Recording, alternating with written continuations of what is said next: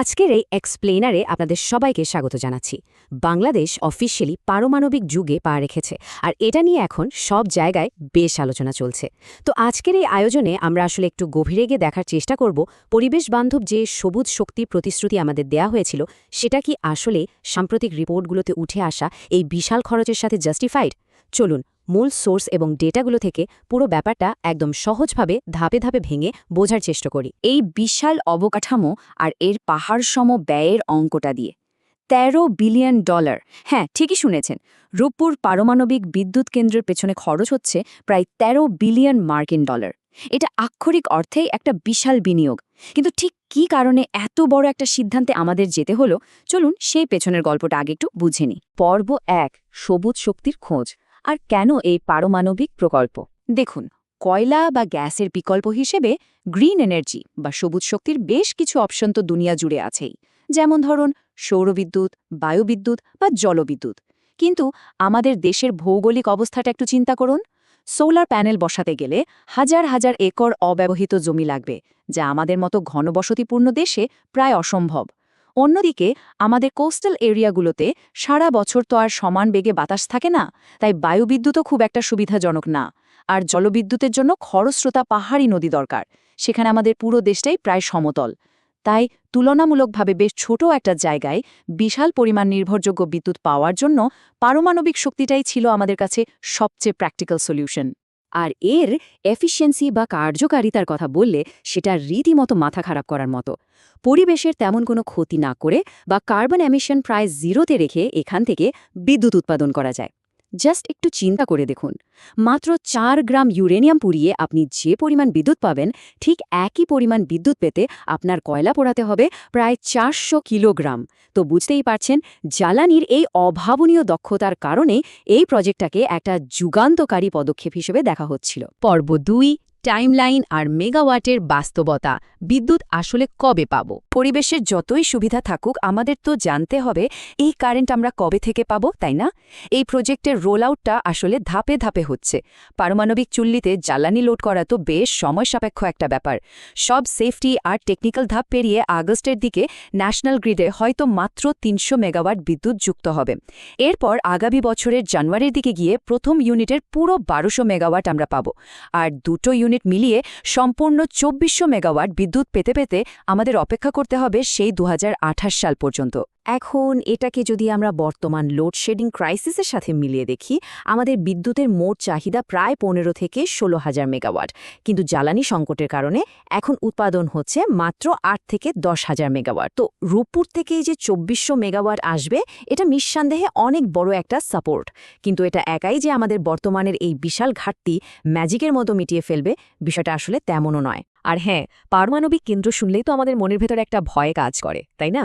সেই ভয় দূর করতে এই প্রজেক্টে আধুনিক রাশিয়ান টেকনোলজি মানে VVER রিঅ্যাক্টর ব্যবহার করা হয়েছে।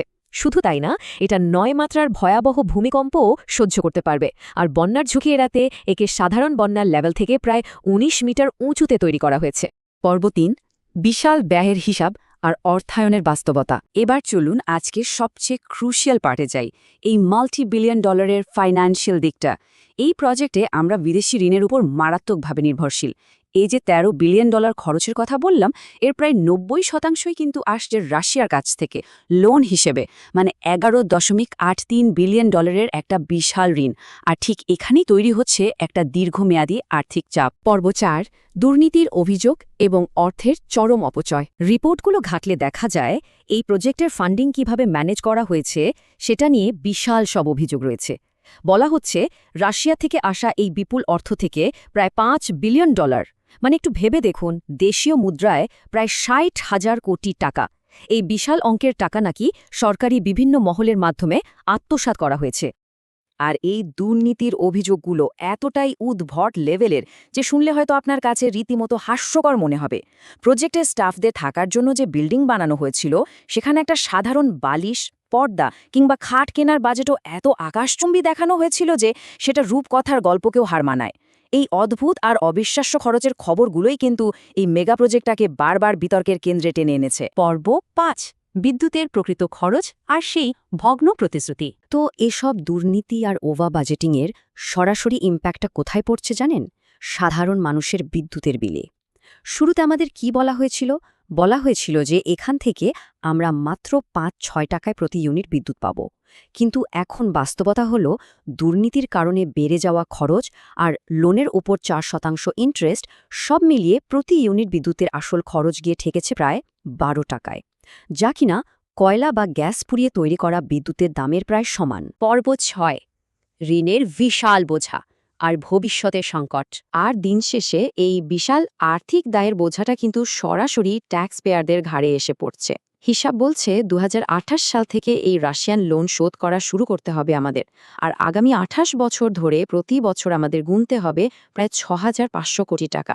ইনফ্লেশন আর টাকার মান কমার বিষয়টা হিসাবে আনলে এই প্রজেক্টের মোট খরচ গিয়ে দাঁড়াবে প্রায় ১.৫ থেকে ২ লক্ষ কোটি টাকার কাছাকাছি। এই ঋণের অঙ্কটা কতটা বিশাল সেটা বুঝতে চাইলে জাস্ট একটু পাশের দেশ ভারতের দিকে তাকাই।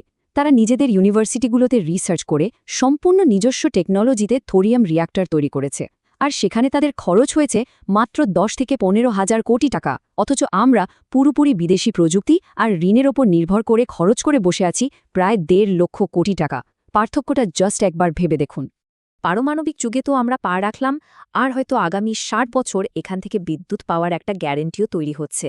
কিন্তু এই বিশ্লেষণের শেষে এসে একটা বড় প্রশ্ন থেকে যায়, সবুজ শক্তির এই যে প্রতিশ্রুতি আমাদের দেওয়া হয়েছিল, সেটা কি সত্যি এত বিশাল আর্থিক দায়ভার আর এত সব দুর্নীতির অভিযোগকে জাস্টিফাই করে, নাকি এটা আমাদের আগামী প্রজন্মের জন্য জাস্ট একটা পাহাড় সম ঋণের বোঝাই রেখে যাচ্ছে? ব্যাপারটা নিয়ে কিন্তু গভীরভাবে ভাবার সময় এসেছে। আজকের এক্সপ্লেনার এখানেই শেষ করছি। ভালো থাকবেন সবাই।